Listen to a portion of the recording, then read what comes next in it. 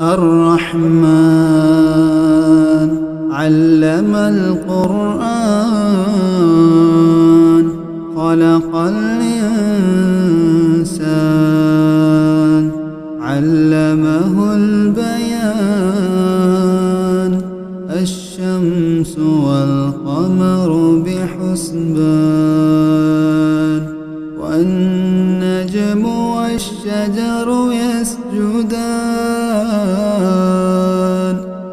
والسماء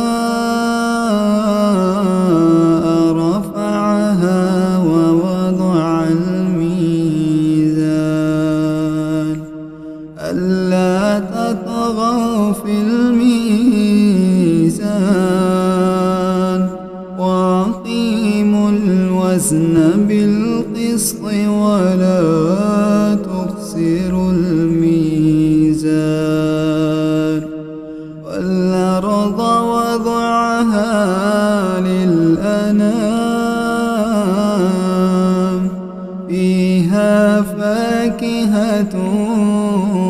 والنخل ذات الأكمام والحب ذو العصف والريحان فبأي